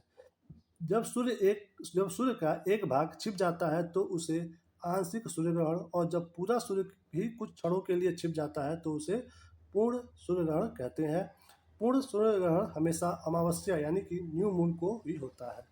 तो इतना पढ़ने के बाद बस आपको एक फिगर अपने माइंड में रखना है, जो कि हम इसी से पढ़ के बनाते हैं। देखिए क्या लिखा है, सूर्य एवं पृथ्वी के बीच में, आप मान लीजिए यहाँ पे सूर्य और पृथ्वी यानी कि अर्थ, सूर्य और पृथ्वी के बीच में जब चंद्रमा आ जाता है, मून आ जाने से सूर्य की चमकती सतह यानी कि जो इसकी लाइट है, ये चंद्रमा के कारण दिखाई नहीं पड़ती है। यानी कि पृथ्वी पर आप अगर यहाँ से देखोगे तो ये आपको दिखाई नहीं देगा, क्योंकि बीच में आ जाता है मून। तो उसी को हम लोग बोलते हैं सूर्य ग्रहण। बस आपके एग्जाम में आता है सूर्य ग्रहण कब लगता है। ऑप्शन दे देगा जब सूर्य और अर्थ के बीच में मून आ जाए, या फिर दे देगा मून और सन के बीच में अर्थ आ जाए, या फिर मून और अर्थ के बीच में सन आ जाए। मतलब कई ऑप्शन घुमा घुमा के देगा। तो आपको बस ये ध्यान देना है कि सूर्य ग्रहण तब लगेगा जब सूर्य का प्रकाश पृथ्वी पर नहीं पहुंचेगा। जब सूर्य का प्रकाश पृथ्वी पर नहीं पहुंचेगा तो वो हो जाएगा क्या, सूर्य ग्रहण। सूर्य का प्रकाश पृथ्वी पर नहीं पहुंच रहा है, वजह आपको पता चल गया, बीच में आ जा रहा है कौन, मून, तो हो जा रहा है वो सूर्य ग्रहण। बस आपको यही जानना है। और इस जो जो घटना को क्या बोलते हैं हम लोग, इसको बोलते हैं हम लोग न्यू मून। न्यू मून बोलते हैं। बस आगे देखिए, चंद्र ग्रहण। इसमें क्या है, जब सूर्य और चंद्रमा के बीच पृथ्वी आ जाती है। इतना दोस्तों पढ़ने का कोई मतलब नहीं है, बस ये देखिए, जब सूर्य और चंद्रमा के बीच में पृथ्वी आ जाती है। यहाँ देखिए, ये हो गया सूर्य और यहाँ पे हो गया मून, यानी कि चंद्रमा के बीच में पृथ्वी आ जा रही है। अभी क्या हो रहा था सूर्य ग्रहण में, कि इन दोनों के बीच में ये मून आ गया था। ठीक है, तो जब ये स्थिति बनती है तो होता है चंद्र ग्रहण। यानी कि सूर्य की प्रकाश जो है ये मून पे नहीं पड़ता है, तो मून चमकता नहीं है, तो क्या कहलाता है, चंद्र ग्रहण हो जाता है। क्या होता है, चंद्र ग्रहण हो जाता है। जब मून छिप जाता है, किसकी वजह से, अर्थ की वजह से। तो बस ये फिगर आपको याद रखना है, किसके लिए, चंद्र ग्रहण के लिए। और ऐसा कभी कभी होता है, कभी कभी नहीं होता है। क्यों, क्योंकि जो है चंद्रमा और पृथ्वी के कक्षपथ में 5 डिग्री का अंतर होता है। चंद्रमा और पृथ्वी की बात कर रहा है। आपको पता होगा कि ऐसे है, सन यहाँ पे पृथ्वी है, पृथ्वी चारों ओर घूम रही है सूर्य के, और पृथ्वी के चारों ओर कौन घूम रहा है, वो घूम रहा है इसका उपग्रह कौन सा, चंद्रमा। तो चंद्रमा जब घूमता है तो वो ऐसे नहीं है कि मतलब जैसे दीर्घवृत्ताकार है ना, वो ऐसे ही ऐसे ही घूमता वो भी है।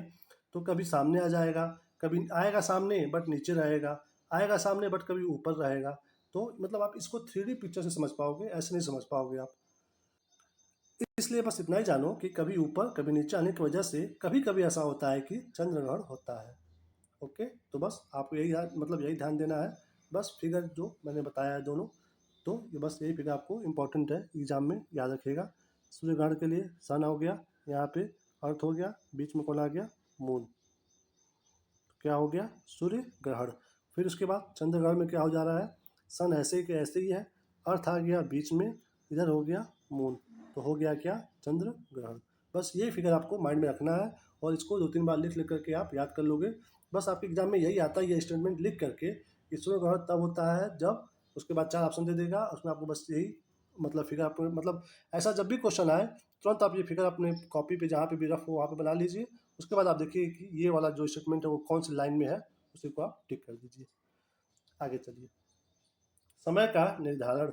एक देशांतर का अंतर होने पर समय में 4 मिनट का अंतर होता है। चूंकि पृथ्वी पश्चिम से पूरब की ओर घूमती है, आप मतलब ये बार बार देखिए पढ़ मतलब आ रहा है इसमें, पश्चिम से पूरब, ये बहुत इंपॉर्टेंट है, घूमती है। फलतः ग्रीनिच से पूरब की ओर बढ़ने पर प्रत्येक देशांतर पर 4 मिनट बढ़ता जाता है, तथा पश्चिम जाने पर प्रत्येक देशांतर पर 4 मिनट घटता जाता है। देखिए, अभी हमने देखा कि अफ्रीका के पास यहाँ पे ग्रीनविच टाइम जो है उसका रेखा हमने माना हुआ है, यहाँ पे गिनी की खाड़ी के पास यहाँ पे। तो यहाँ पे ऐसा मानना है कि अगर आप इस रेखा की पूरब की ओर जाओगे तो आपका जो है घंटा जो है वो बढ़ेगा, प्लस में होगा, और जब आप इधर जाओगे तो वो माइनस में होगा। तो इसको हमने जीरो मान रखा है। क्या मान रखा है, जीरो। तो जब आप इसके इधर जाओगे तो ये हो जाएगा आपका कितना, मतलब प्लस में, ये हो जाएगा माइनस में। तो इसी वजह से हमारा भारत तो यहाँ पे है, अफ्रीका यहाँ पे है, यहाँ पे ये मतलब सऊदी अरब है, ईरान, इराक, पाकिस्तान, अफगानिस्तान के बाद भारत यहाँ पे है। तो जब आप यहाँ से चलते चलते भारत के पास आते हो तो टाइम प्लस में ही होगा। तो भारत में हमेशा जो टाइम होता है, ये आपके एग्जाम में आता है कि भारत का जो समय है वो ग्रीनिच समय से कितने घंटे आगे है। प्लस है ना यहाँ पे, तो हमेशा आगे ही रहेगा, कितने घंटे आगे है। तो ये आप ध्यान दीजिएगा, कितना है, 5.5 घंटा। कितना है, 5.5 घंटा आगे है भारत का समय। ग्रीनविच जो मानक समय है पूरे पृथ्वी पे, उससे 5.5 घंटा आगे है। ये भी कई एग्जामों में आता है कि कितना समय का अंतर है, आपको दे देगा 4 घंटा, 5 घंटा, 5 घंटा 30 मिनट। तो 5 घंटा 30 मिनट या फिर इसको इस फॉर्म में दे सकता है 5 घंटा यानी कि 5.5 घंटा ऐसे। तो या तो ये रहे या तो ये रहे, यही उत्तर सही होगा, 5.5 घंटा अंतर है। आगे देखिए, वाशिंगटन डीसी में 22 अक्टूबर 1884 ईस्वी को हुई एक अंतर्राष्ट्रीय गोष्ठी में लंदन के पूर्व में ग्रीनिच नामक स्थान पर स्थित रॉयल वेधशाला से गुजरने वाली देशांतर रेखा को प्रधान मध्या माना गया और इसे ग्रीनिच मध्या, वही जो मैं बताया ना यहाँ पे जो ये अफ्रीका के यहाँ से गुजर रहा है। अफ्रीका के ऊपर यहाँ पे यूरोप है, यूरोप के ऊपर यहाँ पे आपका वो है इंग्लैंड है। तो इंग्लैंड में भी ये जो रेखा गुजर रही है, यहाँ से गुजर रही है, तो ये क्या लिखा है यहाँ पे, लंदन के पूर्व। तो लंदन यहाँ पे इसके पूर्व में ये लाइन लंदन से होते हुए आ रही है, ये यूरोप महाद्वीप में, फिर अफ्रीका महाद्वीप से यहाँ पे अटलांटिक महासागर में। तो वही दे रहा है, लंदन के पूर्व में ग्रीनिच नामक स्थान पर स्थित रॉयल वेधशाला से गुजरने वाली देशांतर रेखा प्रधान मध्याह्न माना गया और इसे ग्रीनिच मध्याह्न का नाम रखा गया है। इस समय ग्रीनविच मध्याह्न को शून्य मानकर बाकी देशांतरों की गणना की जाती है। समय का निर्धारण इसी के आधार पर मानकर किया जाता है। चूंकि पृथ्वी पश्चिम से पूर्व की ओर घूमती है, अतः वे स्थान जो ग्रीनिच के पूर्व में है, इधर पूर्व में, उनका समय ग्रीनिच समय से आगे होगा, यानी कि प्लस में होगा, जो मैंने बताया अभी, तथा जो पश्चिम में है उनका समय पीछे होगा, यानी कि माइनस में होगा, इधर वाला। और भारत यहीं पे है, कितना दूर का समय है, 5.5 घंटे का अंतर है, तो याद रखिएगा। आगे चलिए, अब वो तो हो गया ग्रीनिच रेखा। अब यहाँ पे है अंतर्राष्ट्रीय तिथि रेखा। ये 180 डिग्री देशांतर को अंतर्राष्ट्रीय तिथि रेखा मानते हैं, यानी कि 180 डिग्री को बोलते हैं हम लोग अंतर्राष्ट्रीय तिथि रेखा, और जो 0 डिग्री पे था उसको बोलते हैं ग्रीनविच रेखा। आगे देखिए, क्योंकि इस रेखा के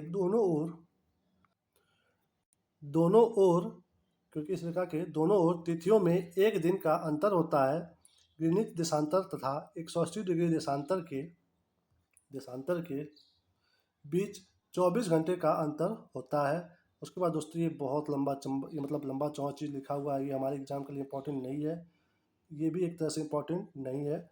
बस आपको ये जानना है कि अंतर्राष्ट्रीय तिथि रेखा है कहाँ पे, ये 80 डिग्री का होता है, बस आपको ये जानना है। तो इसके बारे में बस मैं आपको एक फिगर दिखा दे रहा हूँ जो कि आपकी इस लुसेंट में दिया हुआ है, बस आपको यही जानना है। यहाँ पे देखिए, ये क्या दिया हुआ है, ये यहाँ पे देखिए, ये है हमारा अंतर्राष्ट्रीय तिथि रेखा जो गुजरते हुए आगे बढ़ रहा है। ये देखिए ऐसे क्या लिखा हुआ है यहाँ पे, अंतर्राष्ट्रीय तिथि रेखा। तो बस आपको इसके बारे में बस यही जानना है कि ये कहाँ से गुजरती है। ये चलती है यहाँ पे, ये आर्कटिक महासागर से चलती है। यहाँ पे एक सागर है जिसका नाम है चुक्सी सागर है। इसको आप इंग्लिश में ऐसा लिखते हो CHUKCHI, चुक्सी सी। तो यहाँ पे आर्कटिक सागर है, यहाँ आर्कटिक महासागर है, उसके बाद यहाँ पे है चुक्सी सागर, फिर उसको आगे बढ़ोगे तो बेरिंग सागर है, उसके बाद आप आ जाओगे यहाँ पे कहाँ पे, प्रशांत महासागर में। तो बस आपको यही देखना है कि यहाँ पे ये फेमस एक है चुक्सी सागर और यहाँ पे बेरिंग सागर। तो बस इसी के लिए आपको इसके बारे में जानना है, अंतर्राष्ट्रीय तिथि रेखा के बारे में। अदरवाइज इसके अलावा और कुछ भी इम्पोर्टेंट नहीं है। ये देखिए यहाँ पे आगे लिखा भी है, अंतर्राष्ट्रीय तिथि रेखा आर्कटिक सागर चूंकि लिखा है यहाँ पे, बट वो है चुक्सी सागर, बेरिंग स्ट्रेट एवं प्रशांत महासागर से गुजरती है। तो बस आपको ये चीज़ जानना है, यहाँ से भी कुछ भी इंपॉर्टेंट आने वाला नहीं है। एग्जाम में अगर आपको बस यही आ सकता है कि चुक्सी सागर कौन से महासागर में है, तो ध्यान दीजिएगा इसमें है, ये हमने ऊपर बताया ना, यहाँ पे है ऊपर, यहाँ पे है, तो यहाँ पे जानिएगा वो आर्कटिक में है, और फिर बेरिंग स्ट्रेट किस में है, ये है प्रशांत महासागर में। बस आपको यही जानना है, और यहाँ से ये सब यहाँ पे इतना कुछ भी पढ़ने की ज़रूरत नहीं है, आराम से आप छोड़ सकते हो, इसको भी आप आराम से ये सब छोड़ सकते हो, कोई ज़रूरत नहीं है, हमारे कुछ भी एग्ज़ाम में यहाँ से आने वाला नहीं है। ये बस ये और ये याद रहे, ये है आर्कटिक महासागर में और ये है प्रशांत महासागर में, बस और कुछ नहीं जानना है यहाँ से हमें।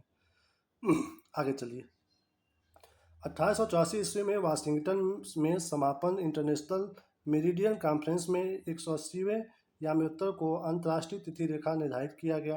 ऐसा इसलिए किया गया ताकि विभिन्न देशों के मध्य यात्रियों को कुछ स्थानों पर एक दिन का अंतर होने के कारण परेशानी न हो। तो बस इसलिए बताया ना कि इसका कोई इम्पोर्टेंट नहीं है, बस वो इसीलिए है कि मतलब एक दिन का अंतर हो जाता है तो इससे परेशानी हो जाती है, बस उसी को सॉल्व करने के लिए ये माना गया है समय, और ऐसा कुछ भी नहीं है, इसलिए हमारे एग्जाम के लिए इम्पोर्टेंट नहीं है। आगे देखिए, नोट, बेरिंग जल संधि अंतर्राष्ट्रीय तिथि रेखा के समानांतर स्थित है। यहीं पे, यहाँ पे देखिए, इसी की बात कर रहा है, इसी के समानांतर स्थित है। तो बस मैंने आपको ऊपर बता ही दिया ये। आगे देखिए, समय जोन व मानक समय, विश्व को 24 समय जोनों में विभाजित किया गया है। ये आपके लिए इंपॉर्टेंट हो सकता है कि विश्व को कितने जोनों में बांटा गया है, तो वो बांटा गया है 24 मानक जोनों में बांटा गया है। कितने? 24। ये इंपॉर्टेंट है। इन समय जोनों को ग्रीनिच मीन टाइम व मानक समय में 1 घंटे के अंतराल के आधार पर विभाजित किया गया है, अर्थात प्रत्येक को जोन को 15 डिग्री के बराबर होता है। ग्रीनिच यानी उत्तर 0 डिग्री देशांतर पर है, जो कि ग्रीनलैंड व नार्वेनियन सागर व ब्रिटेन, स्पेन, अल्जीरिया, फ्रांस, माले, बुर्किना फासो, घाना व दक्षिण अटलांटिक समुद्र से गुजरता है। तो यहाँ से आपको पढ़ने के बाद किसी चीज़ पर नहीं ध्यान देना है, बस यहाँ पे फिर से आपको चौकन्ना होकर के ये देखना है कि बात कर रहा है ग्रीनिच यानी उत्तर, जिसकी मैं बात बार बार कर रहा हूँ कि अफ्रीका के यहाँ से गुजर रहा है ये, अफ्रीका की। तो हमने बता दिया ये कहाँ से चला है, शुरू होकर के आर्कटिक महासागर से इंग्लैंड में आया है, फिर यूरोप में आया है, फिर अफ्रीका में इंटर किया हुआ है। तो हमने बस ये बताया, हमने देश का नाम नहीं बताया कि कौन कौन से देश से जा रहा है। क्यों? क्योंकि यहाँ पे वो चीज़ दिया हुआ है, तो आपको यहाँ पे वो चीज़ ध्यान देना है। तो ध्यान क्या देना है? पहला, 1, 2, 3, 4, 5, 6, 7, 8 और मतलब बस 8, यानी कि आपको ये ध्यान देना है कि जो ग्रीनिच यानी उत्तर जो रेखा हमने माना है, ये कितने देशों से होके जाता है?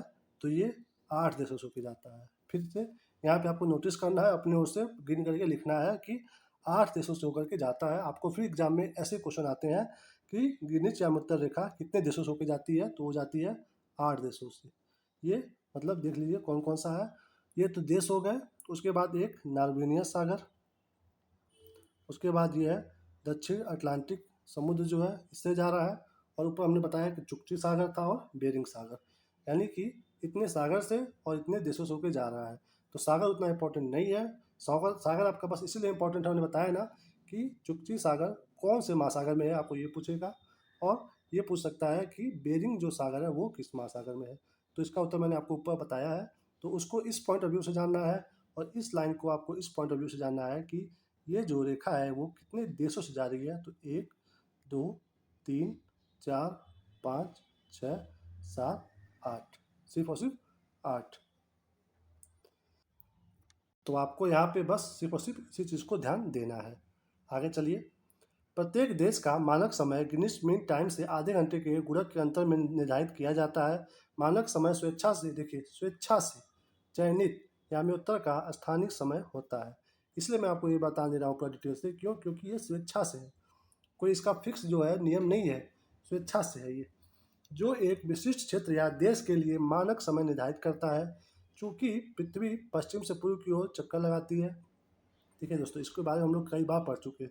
आपके एग्जाम में ये आए तो गलती आप बिल्कुल भी मत करिएगा कि पूर्व से पश्चिम मत ध्यान दे दीजिएगा। पृथ्वी कैसे घूमती है? पश्चिम से पूर्व। 2-3 बार हम लोग पढ़ चुके हैं इसके बारे में। अतः वे स्थान जो ग्रीनविच के पूर्व में है, वही बात फिर से आ रहा है, उनका समय ग्रीनिच समय से आगे होगा, जो पश्चिम में है उनका समय पीछे होगा। हमने बताया है, इधर जाएंगे तो प्लस, इधर जाएंगे तो माइनस, प्लस होने पे भारत का समय हो रहा है 5.5 घंटा आगे रहता है।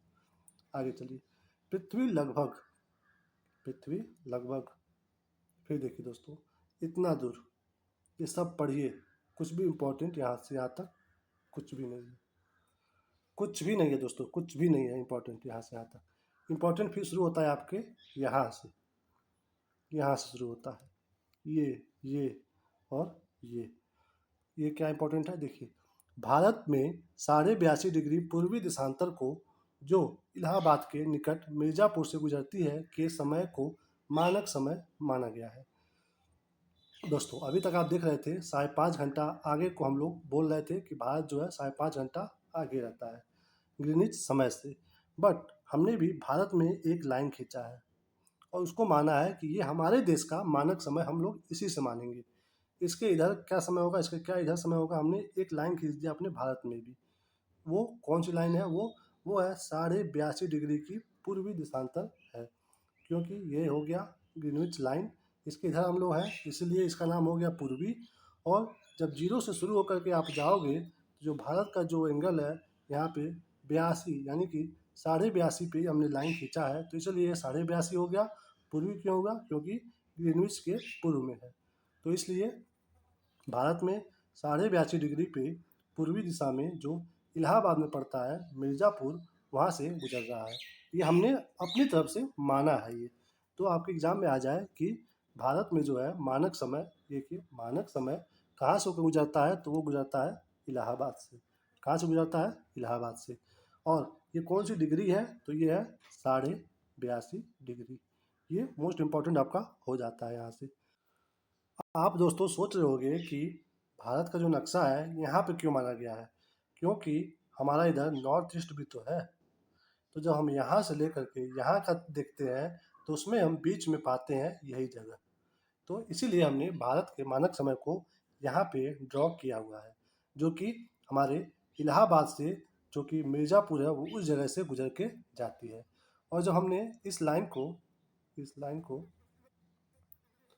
इस लाइन को हमने माना है, इस लाइन को ये, तो हमारे एग्जाम में ये भी क्वेश्चन आ जाता है कि भारत का जो मानक समय है वो कितने राज्यों से होकर गुजरता है। तो एक तो हमने बताया इलाहाबाद। इलाहाबाद कहाँ पे है? यूपी में, यानी कि ये यूपी में इंटर करता है मानक समय।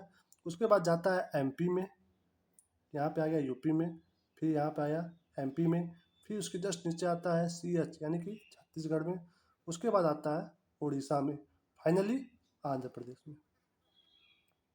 यानी कि 1, 2, 3, 4, 5 भारतीय मानक समय 5 राज्यों से होकर के गुजरता है, जो कि यूपी है, एमपी है, छत्तीसगढ़ है, उड़ीसा है और आंध्र प्रदेश है। तो याद रखिएगा, भारतीय मानक समय 5 राज्यों से होकर के गुजरती है, जिसका नाम है 82.5 डिग्री। 82.5 डिग्री। और ये इलाहाबाद के जो है मिर्ज़ापुर से गुजरती है। तो इलाहाबाद मतलब ये मान लिया गया है, बाकी ये 5 राज्य है। तो याद रहे, एग्जाम में क्वेश्चन आता है कहाँ से? इलाहाबाद के मिर्ज़ापुर से। कितना? 82.5 डिग्री। चलिए, ये भी ध्यान दीजिएगा आप, 82.5 दीजिएगा ध्यान, पूर्वी भी ऑप्शन हो सकता है घुमाने के लिए, 82.5 भी दे बट दे दे पश्चिमी, तो ध्यान दीजिएगा पूर्वी, क्योंकि ग्रीनविच से पूर्व में हम लोग हैं। चलिए आगे चलिए, यहाँ पे क्या लिखा है? ग्रीनविच यूनाइटेड किंगडम यूके में है, हमने तो ऊपर देख ही लिया है क्योंकि वहीं से वो चला है। आगे देखिए, मानक समय 7.5 डिग्री के गुणक में लिया जाता है। ये इंपॉर्टेंट नहीं है, ये फिर वही बहुत डीप जाके बात कर रहा है।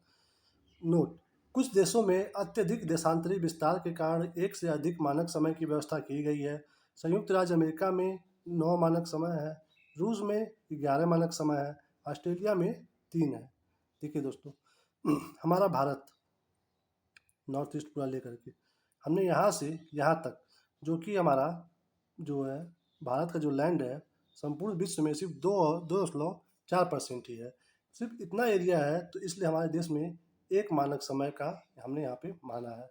बट वहीं आप अगर देखोगे अमेरिका को, तो अमेरिका कितना बड़ा है कि आप देखो, इतना ऐसे उसका पूरा है, उधर अलास्का अलास्का तक गया हुआ है। तो इसका जब समय निर्धारित होगा तो इसको 2-3 मानक समय मानना पड़ेगा।